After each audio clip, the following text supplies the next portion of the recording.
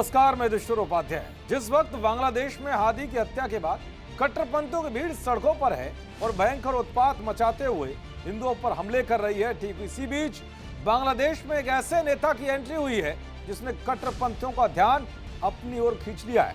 17 साल बाद पूर्व प्रधानमंत्री खालिदा जिया के बेटे तारिक रहमान बांग्लादेश लौटे हैं। तारिक रहमान की वापसी के बाद उनकी पार्टी के समर्थकों में जबरदस्त उत्साह देखने को मिला। तारिक के स्वागत के लिए लगभग 10 लाख लोगों की भीड़ जुटी, जिसे बांग्लादेश की राजनीति के लिए एक निर्णायक मोड़ के रूप में ही नहीं बल्कि भारत के लिए भी बहुत अहम माना जा रहा है। तारिक की वापसी बांग्लादेश में फरवरी में होने वाले चुनाव से पहले हुई है। आपको बताऊंगा कि अमेरिका ने कैसे बड़ा खेल करते हुए कट्टरपंथियों की जमात के सरगना यूनुस को सत्ता की कुर्सी से हटाकर तारिक रहमान को पीएम बनाने की बड़ी तैयारी कर दी है। ट्रंप ने यूनुस को हटाने का क्या फैसला लिया है वो भी आपको बताऊंगा, और आखिर में बताऊंगा कि बांग्लादेश में तारिक रहमान की वापसी भारत के लिए कैसी होगी और पीएम मोदी ने चुनाव से पहले क्या बड़ा दांव चला है जो बांग्लादेश में बड़ा खेल कर सकता है। दरअसल शेख हसीना के तख्ता पलट के बाद जब से मोहम्मद यूनुस को बांग्लादेश की अंतरिम सरकार का मुखिया बनाया है, तब से ही वो कट्टरपंथियों की और पाकिस्तान की कठपुतली बना हुआ है। ना तो यूनुस से बांग्लादेश के आर्थिक हालात सुधर रहे हैं और ना ही भारत जैसे पड़ोसी देश से रिश्ते ठीक हो रहे हैं। मोहम्मद यूनुस इतना कंफ्यूजन में है कि कभी वो पाकिस्तान के दबाव में आकर उसके हिसाब से फैसला लेता है, तो कभी वो चीन के इशारों पर नाचने लगता है, तो कभी कट्टरपंथियों के दबाव के आगे वो झुक जाता है। ऐसा कहा जाता है कि यूनुस को बांग्लादेश की अंतरिम सरकार का मुखिया बनाने में अमेरिका का बड़ा हाथ था, मगर यूनुस अमेरिका को फायदा पहुंचाने के बजाय कट्टरपंथियों को खुश करने में लगे हुए थे। लेकिन अब यूनुस के कंफ्यूजन वाले रवैये को देखकर अमेरिका ने भी यह तय कर लिया है कि उसे सत्ता की कुर्सी से हटाकर तारिक रहमान को बांग्लादेश की कुर्सी पर बैठाया जाएगा। अमेरिका की खुफिया एजेंसी CIA बांग्लादेश में एक्टिव है और इस प्लान पर लगातार काम कर रही है। चुनाव से पहले तारिक रहमान की बांग्लादेश में एंट्री उसकी पहली सफलता है।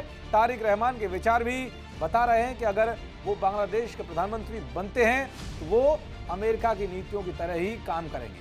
तारिक रहमान ने हाल ही में कहा था कि उनकी विदेश नीति बांग्लादेश फर्स्ट पर आधारित होगी, ठीक वैसे ही जैसे ट्रंप अमेरिका फर्स्ट नीति को अपना रहे हैं। यानी कि तारिक रहमान पाकिस्तान के साथ अंधाधुंध गठबंधन नहीं चाहते बल्कि बांग्लादेश के हित को सबसे ऊपर रखेंगे।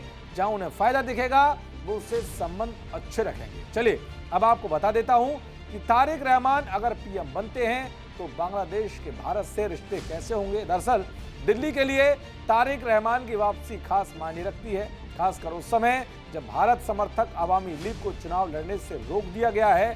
शेख हसीना भारत में शरण लेने को मजबूर हैं और तारिक की मां खालिदा जिया खुद अस्पताल में भर्ती है। इस समय बांग्लादेश एक चौराहे पर खड़ा है जहां कट्टरपंथी जमात बेलगाम हो रही है और यूनुस के नेतृत्व में भारत विरोधी नफरत फैलाई जा रही है। भारत की खास चिंता जमात इस्लामी को लेकर है, जिसे पाकिस्तान की खुफिया एजेंसी ISI की कठपुतली माना जाता है।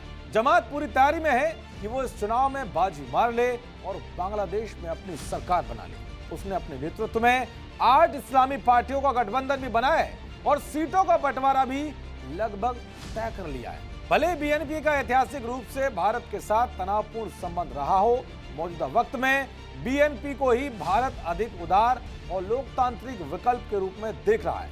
यहाँ दिल्ली के लिए स्थिति ऐसी है कि उसे 2 बुरों में से कम बुरा चुनना है। ऐसे में भारत को उम्मीद है कि तारिक की सरकार क्षेत्रीय सुरक्षा और आर्थिक सहयोग बनाए रखेगी। तारिक की वापसी बांग्लादेश की राजनीति में नया अध्याय खोलेगी। चुनाव में BNP के सबसे ज्यादा सीटें जीतने की संभावना है।